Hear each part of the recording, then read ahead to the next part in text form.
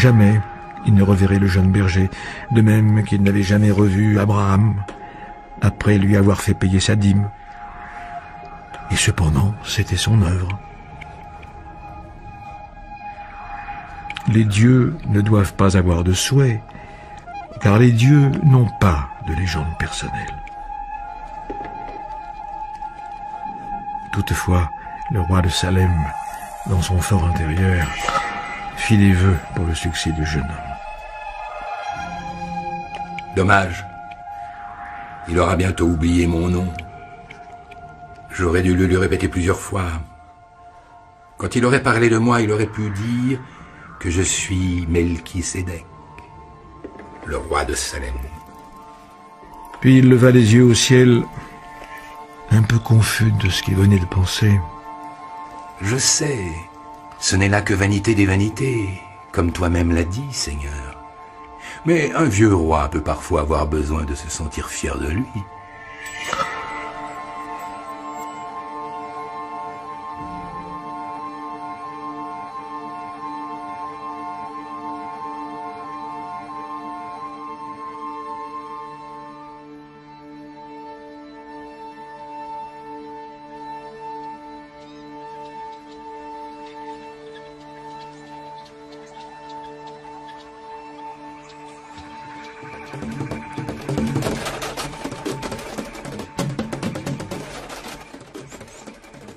Quel étrange pays que l'Afrique, pensa le jeune homme.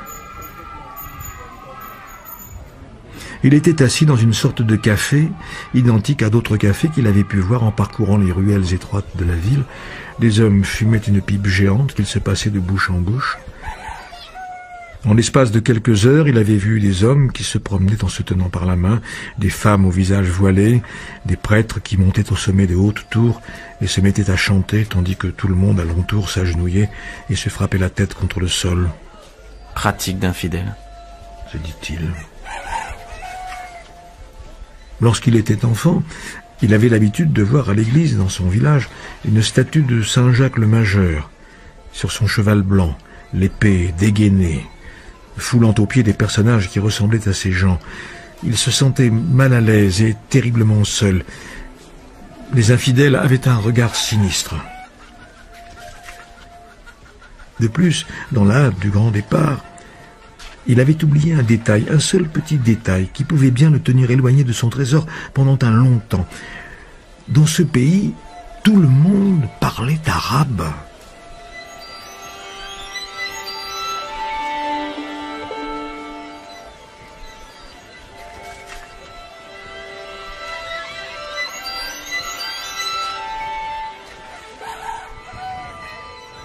Le patron du café s'approcha et il lui désigna du doigt une boisson qu'il avait vue servir à une autre table. C'était du thé, un thé amer. Il aurait préféré boire du vin. Mais ce n'était sûrement pas le moment de se soucier de ce genre de choses. Il devait plutôt ne penser qu'à son trésor et à la façon de s'en emparer.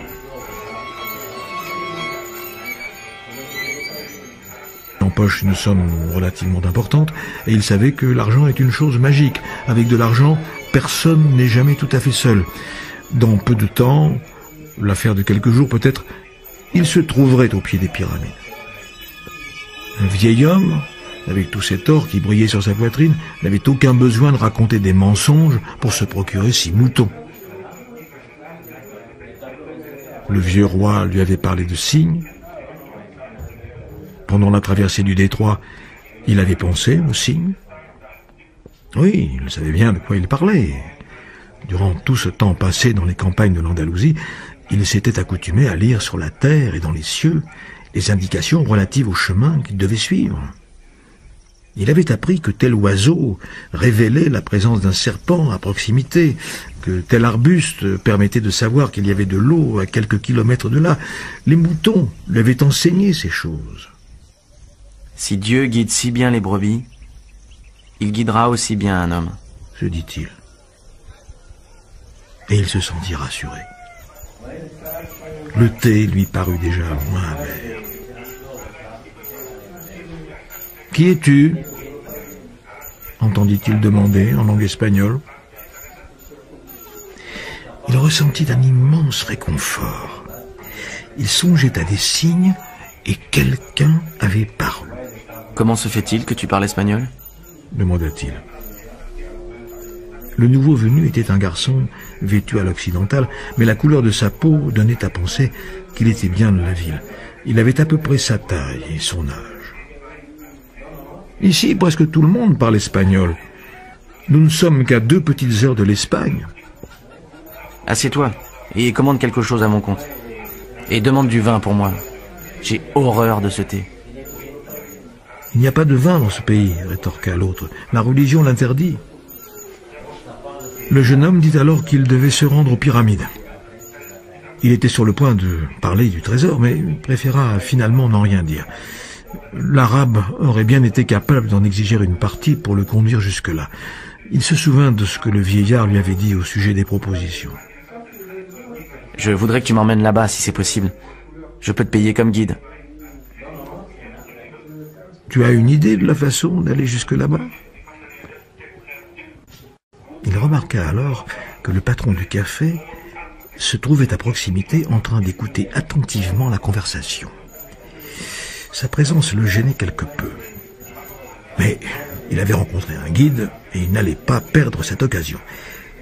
« Il faut traverser tout le désert du Sahara, » dit le nouveau venu. « Et pour cela, il faut de l'argent. Je veux d'abord savoir si tu en as suffisamment. » Le jeune homme trouva la question bien curieuse. Mais il avait confiance dans le vieil homme et celui-ci lui avait dit que lorsqu'on veut vraiment quelque chose, tout l'univers conspire en votre faveur. Il retira son argent de sa poche et le montra à son nouveau compagnon. Le patron du café s'approcha encore et le regarda également. Les 2 hommes échangèrent alors quelques mots en arabe. Le patron semblait être en colère. « Allons-nous-en, dit le jeune garçon. Il ne veut pas que nous restions ici. » Le jeune homme se sentit plus tranquille. Il se leva pour payer ce qu'il devait, mais le patron le prit par le bras et se mit à débiter un long discours, sans pause. Le jeune homme était fort, mais il se trouvait en pays étranger. Ce fut son nouvel ami qui poussa le patron de côté et l'emmena, lui, à l'extérieur. « Il en voulait à ton argent, dit-il. Tanger, ce n'est pas comme le reste de l'Afrique. Ici, nous sommes dans un port. Et les ports sont tous des repères de voleurs. »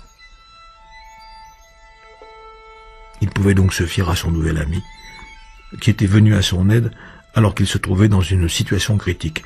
Il tira l'argent de sa poche et le compta. « Nous pouvons arriver demain au pied des pyramides, dit l'autre en prenant l'argent, mais il faut que j'achète 2 chameaux. » Et ils s'enfurent ensemble par les rues étroites de Tanger. Dans tous les coins et recoins, il y avait des étalages de marchandises à vendre. Ils arrivèrent finalement au milieu d'une grande place où se tenait le marché. Des milliers de personnes étaient là, qui discutaient, vendaient, achetaient. Les produits maraîchers voisinaient avec des poignards, des tapis, des pipes de toutes sortes. Le jeune homme ne quittait pas des yeux son nouvel ami. Il n'oubliait pas que celui-ci avait maintenant tout son argent entre les mains. Il songea bien à le lui redemander, mais se dit que ce serait manquer de délicatesse. Il ne connaissait pas les usages de ces terres étrangères dont il foulait maintenant le sol. Il suffit de le surveiller, pensa-t-il. Il était plus fort que l'autre. Tout à coup, au milieu de cet énorme fouillis, voilà que ses yeux tombèrent sur la plus belle épée qu'il eût jamais vue. Le fourreau était en argent, la poignée noire, incrustée de pierres précieuses. Il se fit la promesse qu'à son retour d'Égypte, il achèterait cette épée. « Demande donc au marchand combien elle coûte, » dit-il à son compagnon. Mais il s'aperçut qu'il avait eu 2 secondes de distraction, tandis qu'il contemplait l'arme. Son cœur se serra comme si sa poitrine avait subitement rétréci. Il eut peur de regarder de côté, sachant bien ce qu'il attendait. Il resta les yeux fixés un moment sur la belle épée, puis, s'armant finalement de courage, il se retourna. Tout autour de lui, le marché, les gens qui allaient et venaient, criaient, achetaient les tapis, les noisettes, les salades à côté des plateaux de cuivre, les hommes qui se tenaient par la main dans la rue, les femmes voilées, les parfums de mets exotiques, mais nulle part, absolument nulle part, la silhouette de son compagnon. Il voulut encore essayer de croire qu'il s'était perdu de vue par hasard. Il décida de rester sur place en espérant que l'autre allait revenir. Un moment après, un type monta dans l'une de ces fameuses tours et commença à chanter. Tous ceux qui étaient là s'agenouillèrent, frappèrent le sol de leur front et se mirent à chanter à leur tour. Ensuite, comme une colonie de fourmis au travail, ils démontèrent leur baraque et s'en allèrent. Le soleil, de même, disparut. Le jeune homme le regarda pendant un long moment, jusqu'à ce qu'il fût caché derrière les maisons blanches qui entouraient la place. Il songea que, lorsque ce même soleil s'était levé ce matin-là, il se trouvait, lui, sur un autre continent. Il était berger, possédait 60 moutons et avait rendez-vous avec une jeune fille. Le matin, il savait tout ce qui devait arriver tandis qu'il marcherait à travers la campagne. Et pourtant, maintenant que le soleil se couchait, il se trouvait dans un pays différent, étranger sur une terre étrangère, où il ne pouvait pas même comprendre la langue que les gens parlaient. Il n'était plus berger et n'avait plus rien à lui, pas même l'argent nécessaire pour revenir sur ses pas et tout recommencer. Tout cela entre le lever et le coucher du même soleil, se dit-il. Et il s'apitoya sur lui-même, en pensant que parfois les choses changent dans la vie en l'espace d'un simple cri, avant même qu'on ait le temps de s'habituer à ces choses. Il avait honte de pleurer. Jamais il n'avait pleuré devant ses propres brebis. Mais la place du marché était vide et il était loin de sa patrie. Il pleura.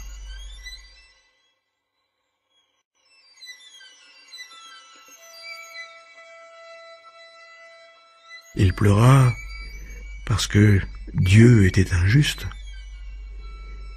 et qu'il récompensait de cette façon les gens qui croyaient à leurs propres rêves. Quand j'étais avec mes moutons, j'étais heureux. Et je faisais partager mon bonheur tout alentour. Les gens me voyaient arriver et m'accueillaient bien.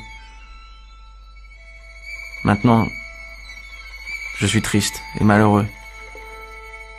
Que vais-je faire? Je vais être plus amer et n'aurai plus confiance en personne parce qu'une personne m'a trahi. Je vais haïr tous ceux qui ont trouvé des trésors cachés parce que je n'ai pas trouvé le mien. Et je vais continuellement chercher à conserver le peu que j'ai, parce que je suis trop petit pour embrasser le monde. Il ouvrit sa besace pour voir ce qu'il avait dedans. Peut-être restait-il encore un morceau de sandwich qu'il avait mangé à bord du bateau. Mais il ne trouva que le gros livre, le manteau et les 2 pierres que le vieil homme lui avait données.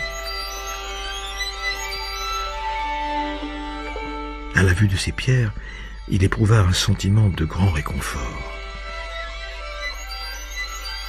Il avait échangé 6 brebis contre 2 pierres précieuses provenant d'un pectoral en or.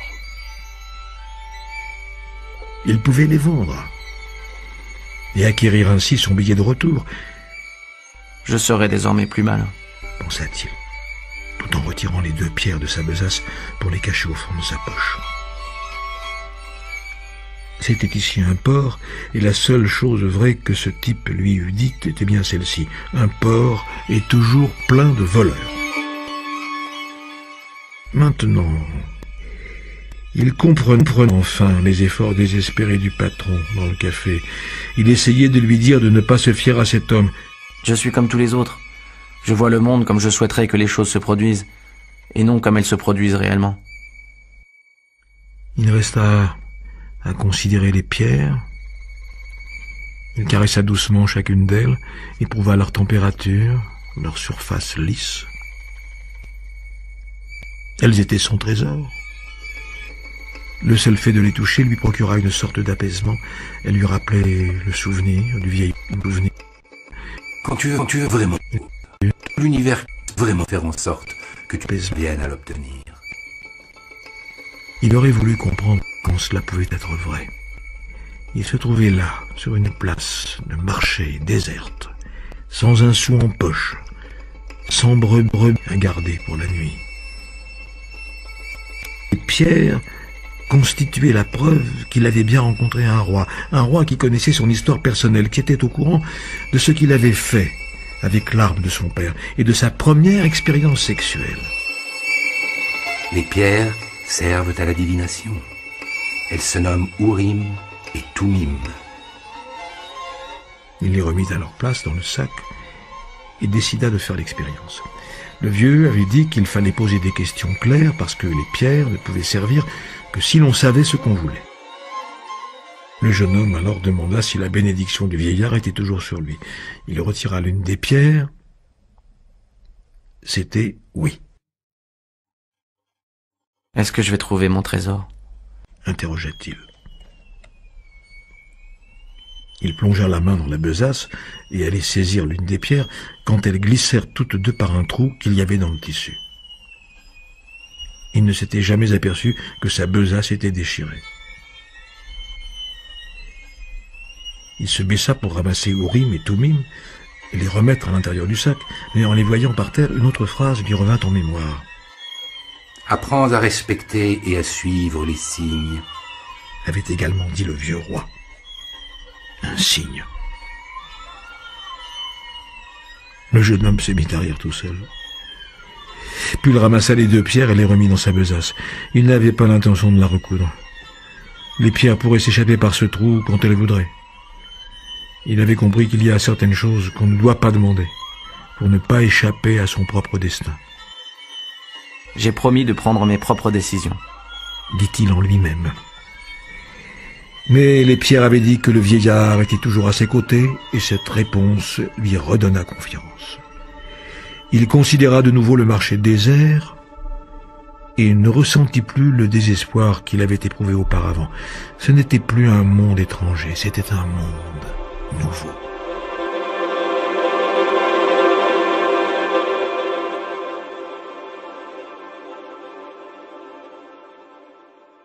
Après tout, ma foi, c'était justement cela qu'il voulait, connaître des mondes nouveaux. Même s'il ne devait jamais arriver jusqu'aux pyramides, il était déjà allé beaucoup plus loin que n'importe quel berger de sa connaissance. S'il savait qu'à moins de 2 heures de bateau, il existe tant de choses différentes. Le monde nouveau apparaissait devant ses yeux, sous la forme d'un marché désert, mais il avait déjà vu cette place pleine de vie, et il ne l'oublierait plus jamais. Il se souvint de l'épée. Il avait payé le prix fort pour la contempler un instant, mais aussi n'avait-il jamais rien vu de semblable jusque-là. Il eut soudain le sentiment qu'il pouvait regarder le monde soit comme la malheureuse victime d'un voleur, soit comme un aventurier en quête d'un trésor. Je suis un aventurier en quête d'un trésor, pensa-t-il, avant de sombrer, épuisé, dans le sommeil.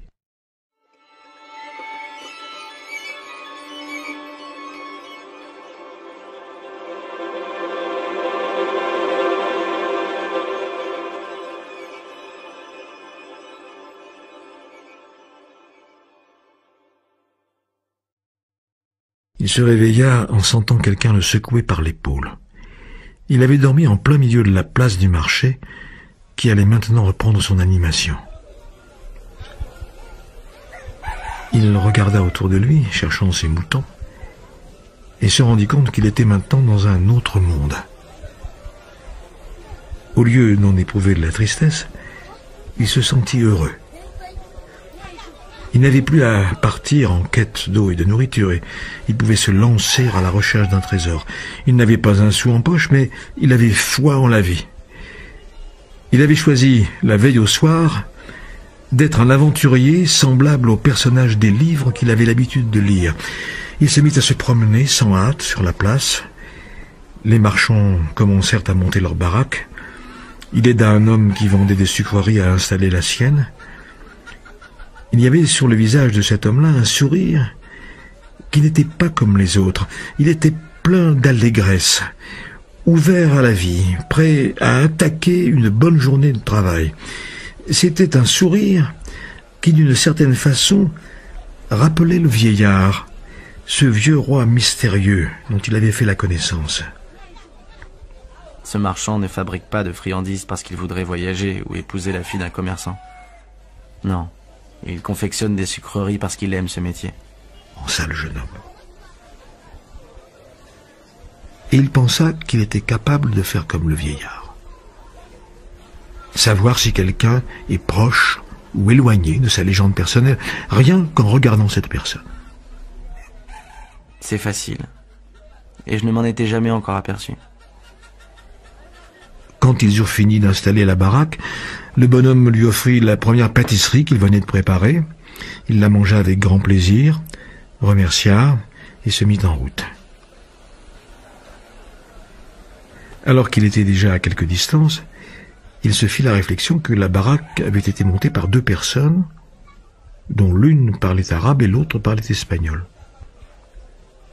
Et cependant, ces 2 personnes s'étaient parfaitement entendues. Il existe un langage qui est au-delà des mots. J'avais déjà eu cette expérience avec les brebis. Voici maintenant que je fais la même avec les hommes. Il était donc en train d'apprendre diverses choses nouvelles, des choses dont il avait déjà eu l'expérience et qui pourtant étaient nouvelles parce qu'elles s'étaient trouvées sur son chemin sans qu'il s'en fût rendu compte. Et cela parce qu'il avait l'habitude de ces choses. Si je peux apprendre à déchiffrer ce langage qui se passe des mots, je parviendrai à déchiffrer le monde. Tout est une seule et unique chose, avait dit le vieil homme. Il décida de flâner tout tranquillement dans les petites rues de Tanger. C'était seulement de cette façon qu'il réussirait à percevoir les signes. Cela exigeait sans doute une bonne dose de patience, mais la patience est la première vertu qu'apprend un berger. Une fois encore, il comprit qu'il mettait en pratique dans ce monde étranger les mêmes leçons que lui avaient enseignées ses brebis. Tout est une seule et unique chose, avait dit le vieil homme.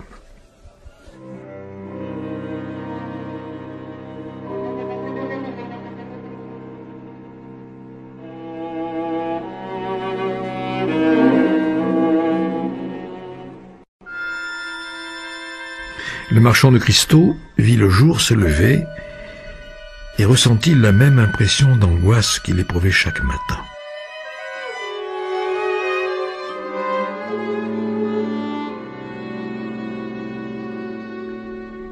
Il était depuis près de 30 ans dans ce même endroit, une boutique située au sommet d'une rue en pente où il était bien rare que passât un client.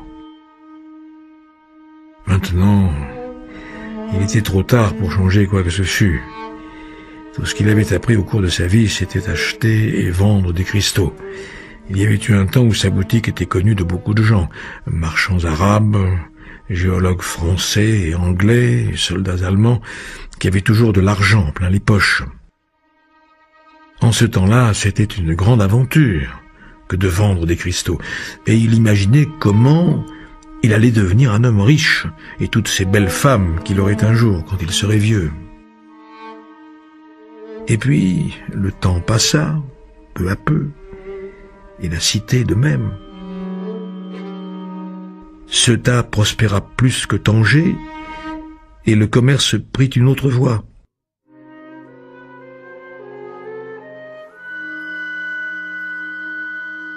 Les voisins partirent s'installer ailleurs et il ne resta bientôt plus que quelques rares boutiques dans la montée.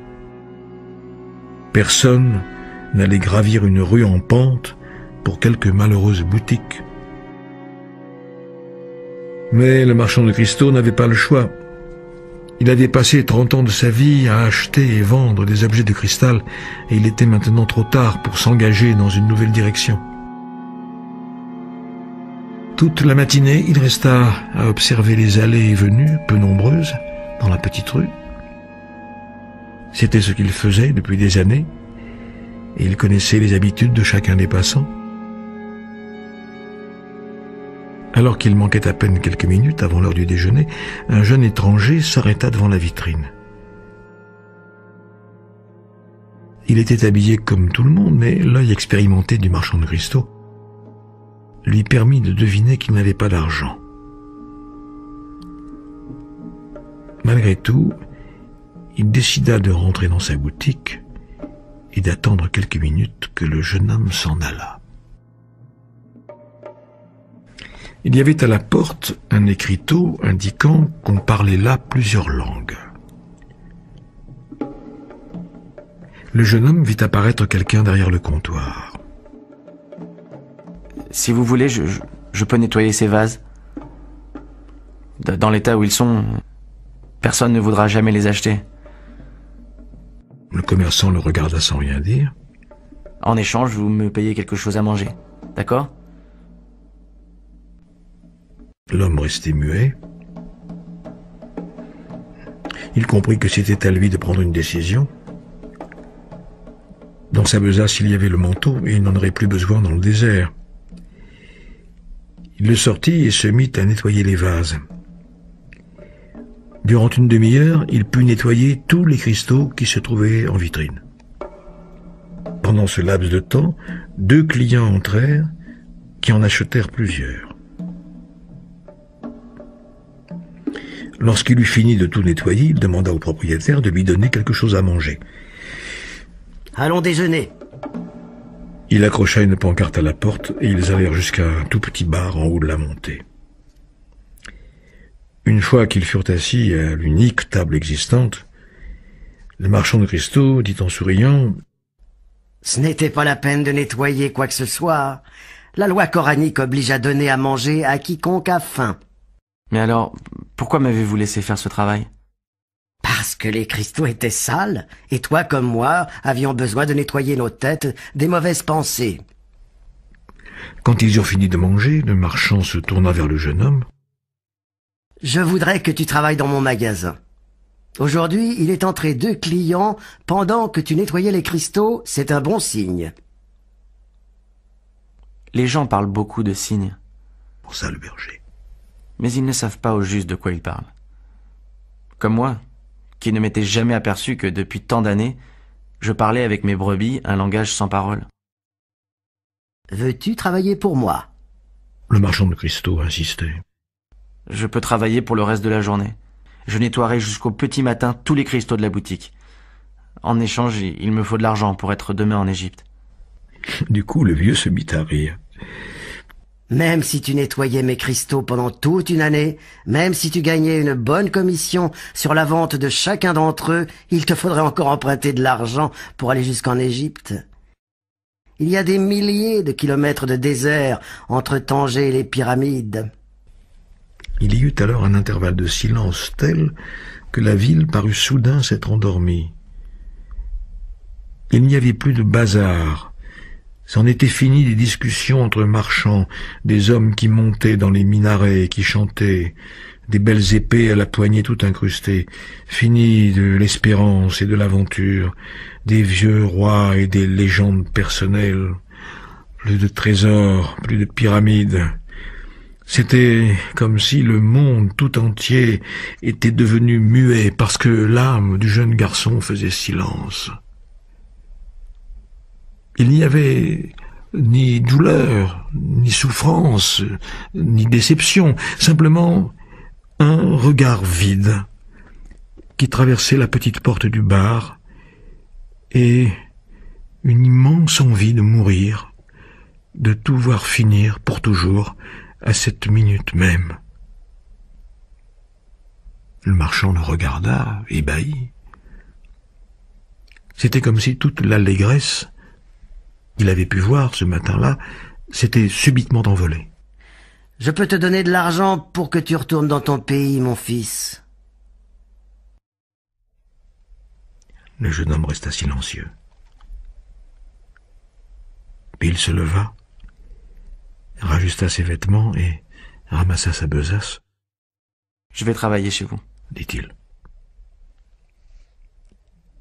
Et, après un autre silence prolongé, il ajouta, pour finir, Il me faut de l'argent pour acheter quelques moutons.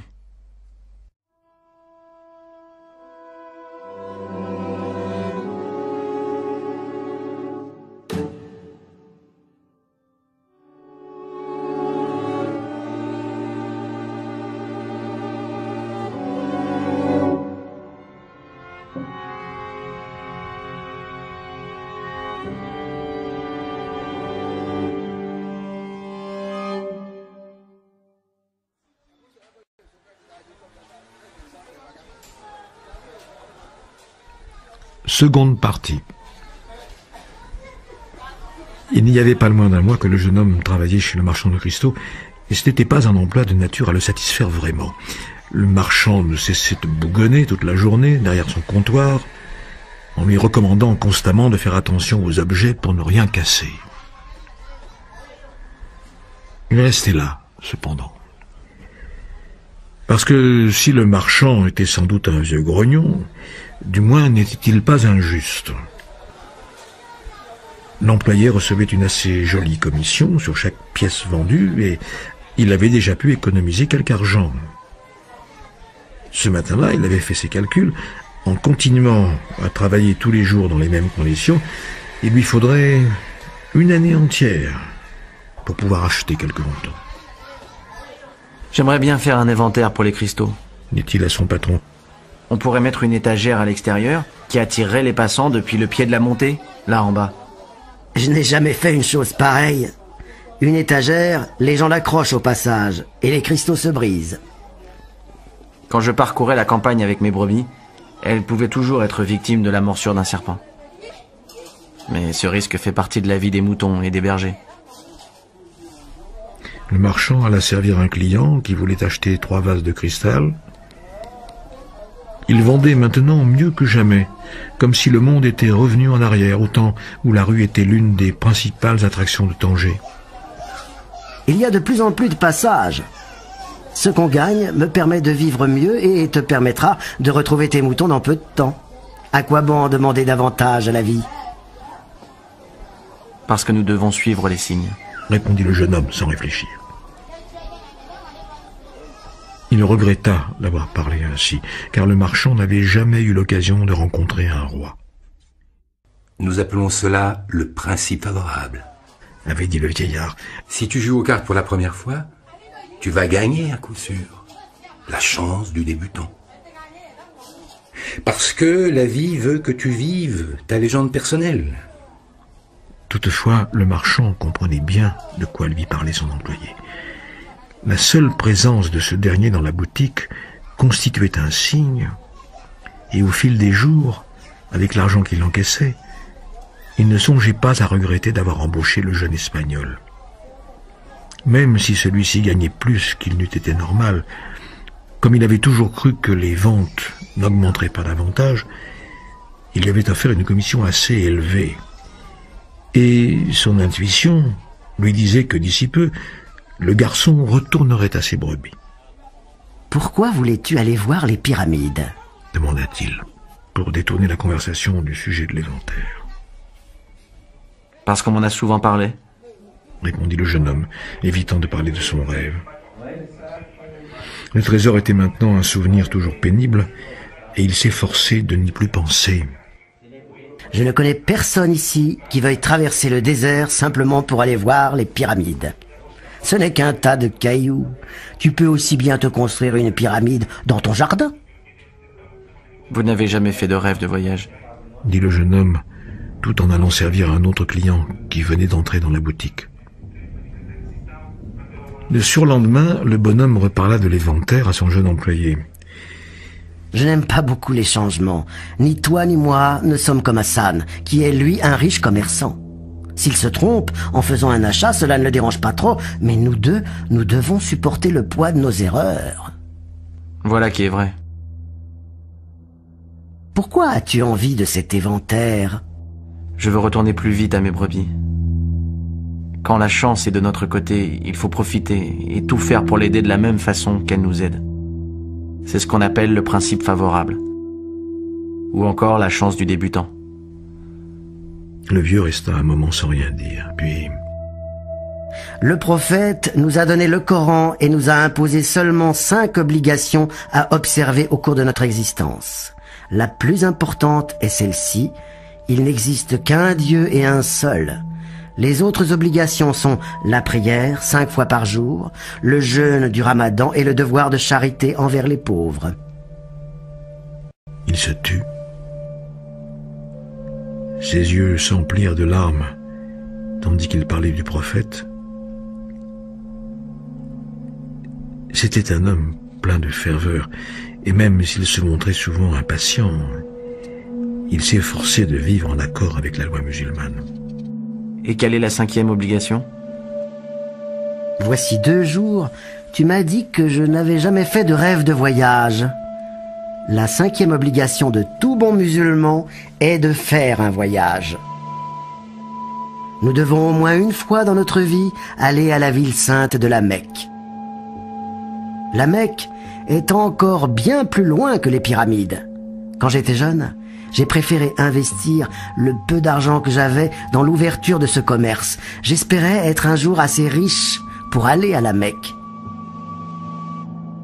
J'ai commencé en effet à gagner de l'argent, mais je ne pouvais confier à personne le soin des cristaux, car les cristaux sont des objets délicats. Pendant ce temps, je voyais passer dans ma boutique des quantités de gens qui étaient en route pour la Mecque. Il y avait des pèlerins fortunés qui étaient accompagnés de tout un cortège de domestiques et de chameaux, mais la plupart étaient bien plus pauvres que moi. Tous partaient et revenaient heureux et plaçaient à la porte de leur demeure les symboles du pèlerinage effectué. L'un de ces pèlerins, un cordonnier qui gagnait sa vie à réparer les chaussures des uns des autres, m'a dit qu'il avait marché près d'1 an dans le désert, mais qu'il se sentait beaucoup plus fatigué quand il avait dû parcourir quelques pâtés de maisons à Tanger pour aller acheter du cuir. Et pourquoi n'allez-vous pas maintenant à la Mecque? Parce que c'est la Mecque qui me maintient en vie. C'est ce qui me donne la force de supporter tous ces jours qui se ressemblent. Ces vases plantés là sur les étagères, le déjeuner et le dîner dans ce restaurant minable. J'ai peur de réaliser mon rêve et n'avoir ensuite plus aucune raison de continuer à vivre. Toi, tu rêves de moutons et de pyramides. Tu n'es pas comme moi parce que tu veux réaliser tes rêves. Moi, tout ce que je veux, c'est rêver de la Mecque. J'ai déjà imaginé des milliers de fois la traversée du désert, mon arrivée sur la place où se trouve la pierre sacrée, les 7 tours que je dois accomplir autour d'elle avant de pouvoir la toucher. J'ai déjà imaginé qui sera à mes côtés, qui devant moi, les propos et les prières que nous échangerons et dirons ensemble. Mais j'ai peur que ce ne soit une immense déception, de sorte que je préfère encore me contenter de rêver. Ce jour-là, le marchand donna au jeune garçon l'autorisation de construire l'éventaire. Tout le monde ne peut pas voir ses rêves de la même façon.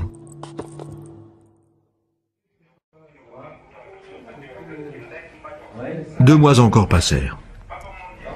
L'éventaire attira de nombreux clients à la boutique de cristaux. Le jeune homme calcula qu'en travaillant 6 mois de plus, il pourrait retourner en Espagne et acheter 60 moutons, et même 60 de plus. En moins d'1 an, il aurait ainsi doublé son troupeau et pourrait négocier avec les Arabes, car il avait réussi à apprendre cette langue étrange. Depuis ce fameux matin sur la place du marché, il ne s'était plus servi d'Urim et de Tumim, parce que l'Égypte était devenue pour lui un rêve aussi lointain que l'était la Mecque pour le marchand de cristaux. Toutefois, il était maintenant satisfait de son emploi et ne cessait de penser au jour où il débarquerait en vainqueur à Tarifa. « Souviens-toi de toujours savoir ce que tu veux », avait dit le vieux roi. Le jeune homme savait ce qu'il voulait et travaillait dans ce but. Peut-être son trésor était-il d'être venu sur cette terre étrangère, d'être tombé sur un voleur et de multiplier par 2 le nombre de ses moutons sans avoir dépensé un centime. Il était fier de lui. Il avait appris des choses importantes, comme le commerce des cristaux, le langage sans parole et les signes. Un après-midi, il vit un homme en haut de la montée qui se plaignait qu'on ne pût trouver un endroit convenable pour boire quelque chose après avoir gravi cette rampe. Le jeune homme connaissait maintenant le langage des signes et alla trouver son patron pour lui parler. « Nous devrions offrir du thé aux gens qui montent la rampe. » lui dit-il. « Il y a déjà beaucoup d'endroits par ici où l'on peut prendre le thé. » Nous pourrions le servir dans des verres en cristal. De cette façon, les gens apprécieront le thé et voudront acheter les cristaux. Car ce qui séduit le plus les hommes, c'est la beauté. Le marchand considéra son employé pendant un certain temps, sans rien répondre. Mais ce soir-là, après avoir fait ses prières et fermé le magasin, il s'assit sur le trottoir et l'invita à fumer avec lui le narguilé, cette curieuse pipe que fument les Arabes. « Après quoi cours-tu » ? Je vous l'ai dit, j'ai besoin de racheter mes brebis et pour cela il me faut de l'argent. Le vieil homme mit de nouvelles braises dans le narguilé et aspira une longue bouffée. « Voilà 30 ans que je tiens cette boutique. Je connais le cristal de bonne et de mauvaise qualité. Je connais à fond toutes les particularités de ce commerce. Je suis habitué à mon magasin, à sa dimension, à sa clientèle. Si tu te mets à vendre du thé dans les verres en cristal, l'affaire va prendre davantage d'importance. Et moi, je devrais changer ma façon de vivre. » Est-ce que ce ne serait pas une bonne chose ? Je suis accoutumé à mon existence. Avant ta venue, je pensais que j'avais perdu tout ce temps dans le même endroit, cependant que tous mes amis au contraire changeaient, que leurs affaires périclitaient ou prospéraient. Cela me plongeait dans une très grande tristesse. Maintenant, je sais que ce n'était pas vraiment ainsi. En fait, la boutique a exactement la taille que j'ai toujours souhaitée. Je ne veux pas changer, parce que je ne sais comment changer. Je suis désormais tout à fait habitué à moi-même. Le jeune homme ne savait que dire. Le vieux reprit alors. « Tu as été pour moi une bénédiction. Et voici qu'aujourd'hui je comprends une chose. C'est que toute bénédiction qui n'est pas acceptée se transforme en malédiction. Je n'attends plus rien de la vie. Et toi, tu m'obliges à entrevoir des richesses et des horizons dont je n'avais jamais eu idée. Alors maintenant que je les connais, et que je connais mes immenses possibilités, je vais me sentir beaucoup plus mal que je n'étais auparavant. Parce que je sais que je peux tout avoir, mais je ne le veux pas. » Heureusement que je n'avais rien dit au marchand de pop-corn. Se dit le jeune homme. Ils continuèrent à fumer le narguilé pendant quelque temps, cependant que le soleil se couchait. C'était en arabe qu'ils conversaient. Et le jeune homme était content de lui, parce qu'il parlait arabe. Il y avait eu une époque où il croyait que ses brebis pouvaient tout lui apprendre sur le monde. Mais les brebis étaient incapables d'enseigner l'arabe. Il doit y avoir encore d'autres choses dans le monde que les brebis ne savent pas enseigner. Pensa-t-il, tout en observant le marchand sans rien dire. Parce qu'elles ne cherchent rien d'autre que l'eau et la nourriture. Je crois que ce ne sont pas elles qui enseignent, c'est moi qui apprends. Mektoub. Qu'est-ce que c'est que ça ? Il faudrait que tu sois né arabe pour comprendre. Mais la traduction doit être quelque chose comme « c'est écrit ». Et tout en éteignant les braises du narguilé, il dit au jeune homme qu'il pouvait commencer à proposer du thé aux clients dans des verres en cristal. Certaines fois, il est impossible de contenir le fleuve de la vie. Les gens gravissaient la rue en pente et se sentaient fatigués en arrivant là-haut. Alors, tout au bout de cette rampe, se trouvait une boutique de beaux cristaux et du thé à la menthe bien rafraîchissant. Ils entraient boire le thé, servi dans de magnifiques verres en cristal. « Jamais ma femme n'a eu cette idée », disait un homme. « Et il achetait quelques cristaux, car il avait des invités ce soir-là, et ceux-ci seraient impressionnés par la richesse de ses coupes.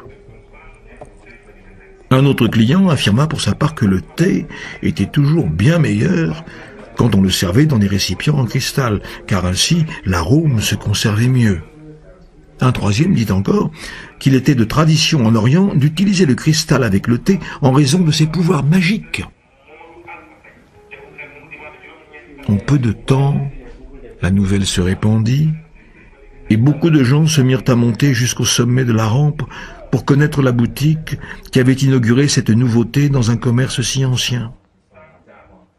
D'autres boutiques ouvrirent, où l'on servait aussi le thé dans des verres en cristal, mais elles n'étaient pas situées en haut d'une rue en pente, ce qui fait qu'elles restaient toujours vides.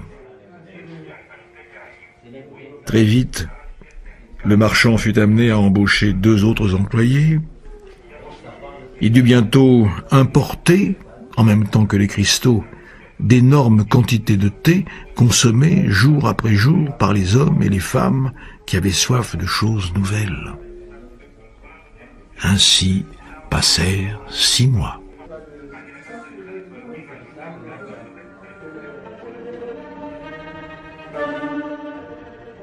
Le jeune homme s'éveilla avant le lever du soleil. 11 mois et 9 jours s'étaient écoulés depuis qu'il avait pour la première fois foulé le sol du continent africain.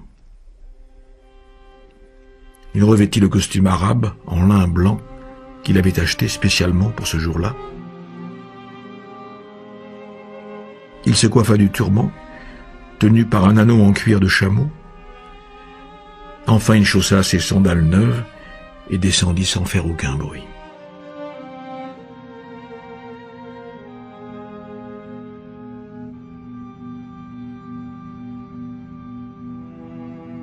La ville dormait encore. Il se fit un sandwich au sésame et but du thé chaud dans un verre en cristal. Ensuite, il s'assit sur le seuil de la boutique et se mit à fumer le narguilé, tout seul. Il fuma en silence, sans penser à rien, sans rien entendre que la rumeur continue du vent qui soufflait en apportant l'odeur du désert. Puis, quand il eut fini, il plongea la main dans l'une de ses poches et resta quelques instants à contempler ce qu'il en avait retiré. Il y avait là une belle somme d'argent. De quoi acheter 120 moutons, son billet de retour et une licence d'importation et d'exportation entre son pays et le pays où il se trouvait actuellement. Il attendit patiemment que le vieillard s'éveillât à son tour et vint ouvrir le magasin. Ils allèrent alors prendre le thé ensemble. « C'est aujourd'hui que je m'en vais, » dit le jeune homme. « J'ai l'argent qu'il faut pour acheter mes moutons. Et vous en avez assez pour aller à la Mecque. » Le vieillard ne dit rien. « Je vous demande votre bénédiction. » insista-t-il. « Vous m'avez aidé. » Le vieillard continua à préparer le thé en silence. Enfin, au bout d'un certain temps, il se tourna vers le jeune homme. « Je suis fier de toi. Tu as donné une âme à ma boutique de cristaux. Mais je n'irai pas à la Mecque, tu le sais bien. Comme tu sais aussi que tu ne rachèteras pas de moutons. » « Qui vous a dit cela ?» demanda le jeune homme, abasourdi. « Mektoub » dit simplement le vieux marchand de cristaux. Et il le bénit. Le jeune homme alla dans sa chambre et rassembla tout ce qui lui appartenait. Cela faisait 3 sacoches bien remplies. Juste au moment de partir, il remarqua que, dans un coin de la pièce, il y avait encore sa vieille besace de berger. Elle était en piteux état, et il avait bien failli oublier jusqu'à son existence. Dedans, il y avait toujours son bouquin, ainsi que le manteau. Lorsqu'il retira celui-ci, pensant en faire cadeau au premier garçon qu'il rencontrerait dans la rue, les deux pierres roulèrent par terre. Urim et Thummim. Il se souvint alors du vieux roi et fut tout surpris de s'apercevoir qu'il n'avait plus pensé à cette rencontre depuis bien longtemps. Pendant toute une année, il avait travaillé sans répit en se préoccupant seulement de gagner assez d'argent pour ne pas devoir retourner en Espagne la tête basse. « Ne renonce jamais à tes rêves, » avait dit le vieux roi. « Sois attentif aux signes. » Il ramassa par terre Urim et Thummim et eut à nouveau l'étrange sensation que le roi se trouvait à proximité. Il avait travaillé dur tout au long de cette année, et les signes indiquaient que le moment de partir était venu. « Je vais me retrouver exactement tel que j'étais avant, » pensa-t-il. Et les brebis ne m'ont pas enseigné à parler arabe. Et pourtant, les brebis avaient enseigné une chose autrement importante, qu'il y avait dans le monde un langage qui était compris de tous, et que lui-même avait employé pendant tout ce temps pour faire progresser la boutique. C'était le langage de l'enthousiasme, des choses que l'on fait avec amour, avec passion, en vue d'un résultat que l'on souhaite obtenir ou en quoi l'on croit. Tanger n'était plus maintenant pour lui une ville étrangère, et il eut le sentiment que, de même qu'il avait fait la conquête de ce lieu, de même il pourrait conquérir le monde. Lorsque tu veux vraiment une chose, tout l'univers conspire à te permettre de réaliser ton désir, avait dit le vieux roi. Mais le vieux roi n'avait pas parlé de voleurs, de déserts immenses, de gens qui connaissent leurs rêves mais ne veulent pas les réaliser. Le vieux roi n'avait pas dit que les pyramides étaient tout juste un tas de cailloux et que n'importe qui pouvait faire un tas de cailloux dans son jardin. Et il avait aussi oublié de dire que lorsqu'on a assez d'argent pour acheter un plus gros troupeau que celui qu'on avait avant, on se doit d'acheter ce troupeau. Il ramassa sa besace et la prit avec ses autres sacs. Il descendit l'escalier. Le vieux bonhomme était en train de servir un couple d'étrangers, cependant que d'autres clients dans la boutique prenaient le thé dans des verres en cristal. Pour cette heure matinale, c'était un bon début de journée. De l'endroit où il se trouvait, il remarqua pour la première fois que la chevelure du marchand de cristaux rappelait tout à fait celle du vieux roi. Il se souvint du sourire qu'avait le marchand de sucreries le premier jour qu'il s'était réveillé à Tanger, alors qu'il n'avait ni où aller ni de quoi manger. Ce sourire, lui aussi, évoquait le souvenir du vieux roi. Comme s'il était passé par ici et qu'il y ait laissé une empreinte, pensa-t-il. À croire que chacune de ces personnes avait eu l'occasion de connaître le roi à un moment ou un autre de son existence. Il avait bien dit, en vérité, qu'il apparaissait toujours à celui qui vit sa légende personnelle. Il partit sans faire ses adieux au marchand de cristaux. Il ne voulait pas pleurer. On aurait pu le voir. Mais il allait regretter toute cette période et toutes les bonnes choses qu'il avait apprises. Il avait davantage confiance en lui et se sentait l'envie de conquérir le monde. Mais je m'en vais vers les campagnes que je connais déjà, mener à nouveau mes moutons. Et il n'était plus aussi satisfait de sa décision. Il avait travaillé toute une année pour réaliser un rêve, et ce rêve, de minute en minute, perdait peu à peu de son importance. Peut-être parce que ce n'était pas son rêve, en fin de compte.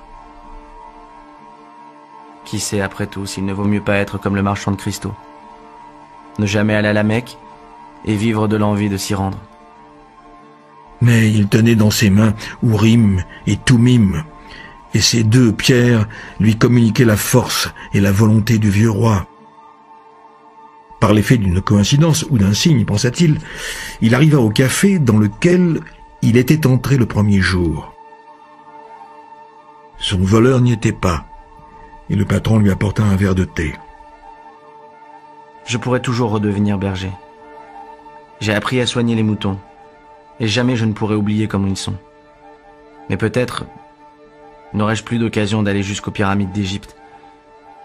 Le vieil homme avait un pectoral en or et connaissait mon histoire. C'était un vrai roi, un roi savant.